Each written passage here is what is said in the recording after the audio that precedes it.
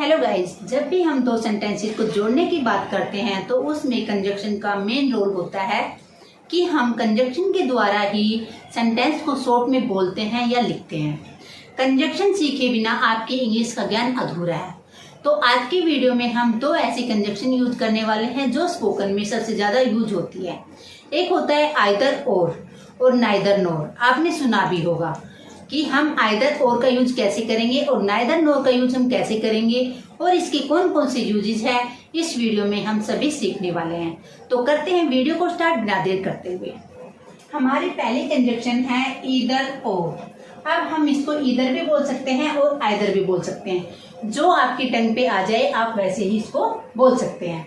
इसका मीनिंग होता है या तो ये या वो। कोई दो चीज है, उनमें से कोई एक की बात की जाएगी तो हम ईदर और का यूज करेंगे। ठीक है, इसके हम सभी यूजेस देखेंगे। हम ये ईदर और के साथ भी यूज होता है सेंटेंस में, और जो ईदर है वो सिंगल भी यूज होता है, वो हम लास्ट में देखेंगे।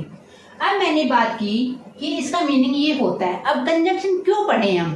किसी भी सेंटेंस को जोड़ के उसको छोटे करने के लिए हमें कंजक्शन पढ़ने की जरूरत होती है। जैसे मैंने कहा, एक सेंटेंस लिया मैंने, I will go to market। एक सेंटेंस ये है, एक सेंटेंस है मेरा you will go to market।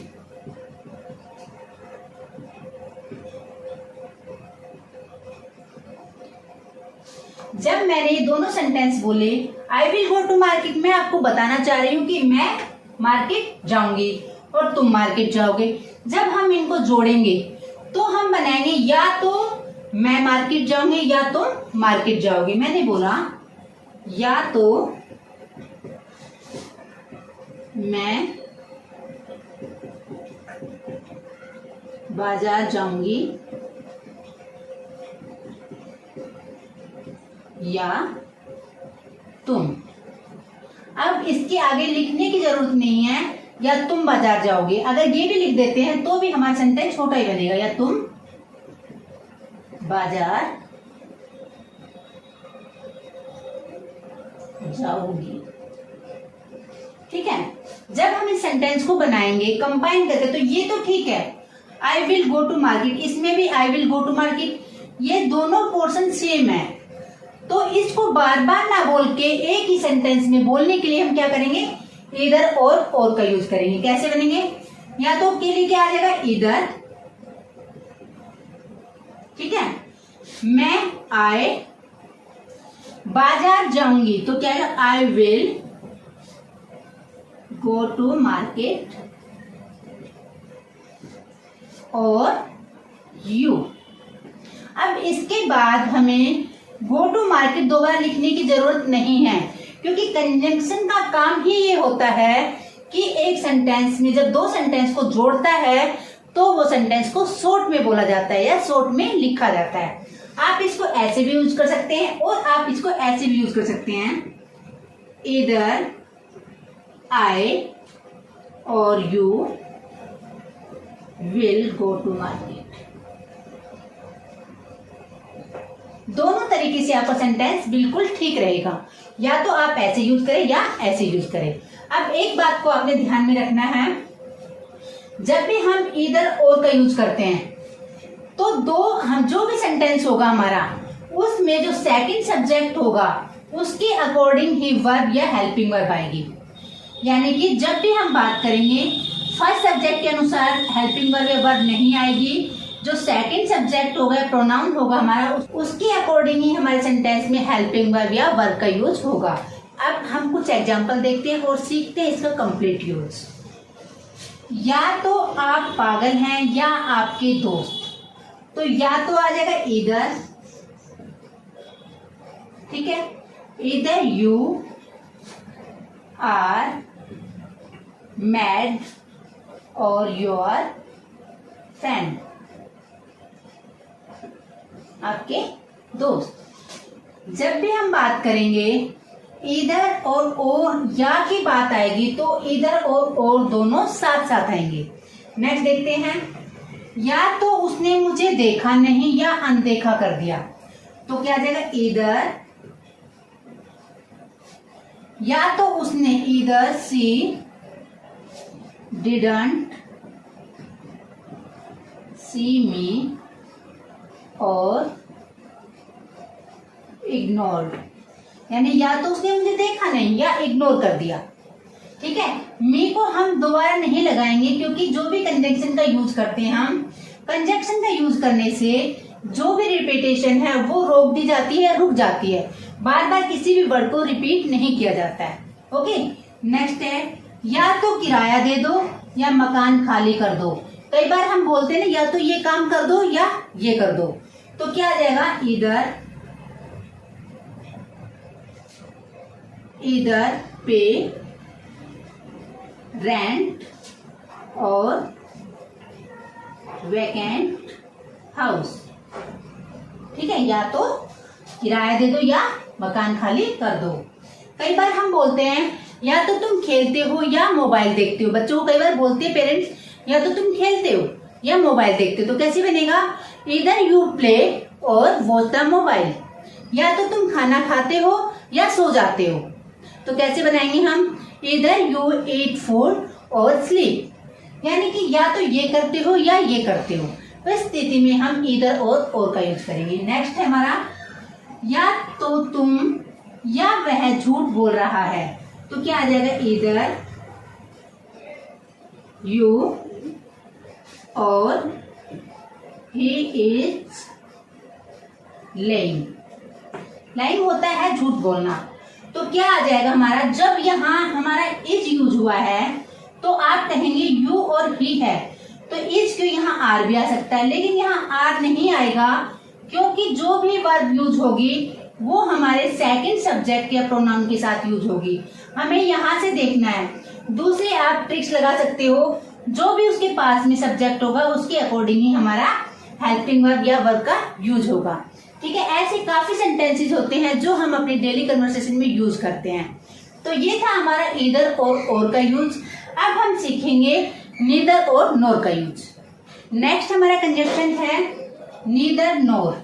जब हम नीदर नोर की बात करेंगे, ये भी दो के लिए यूज होता है, लेकिन दोनों में से कोई भी नहीं, ना तो ये ना वो।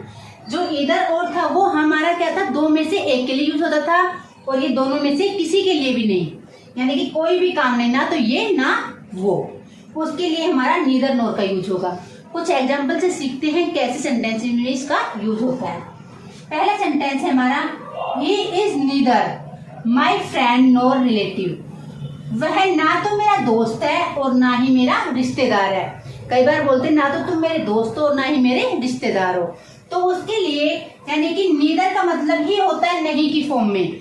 इसमें हम नोट का यूज नहीं करेंगे, नोट का यूज करना हमारे लिए गलत होगा।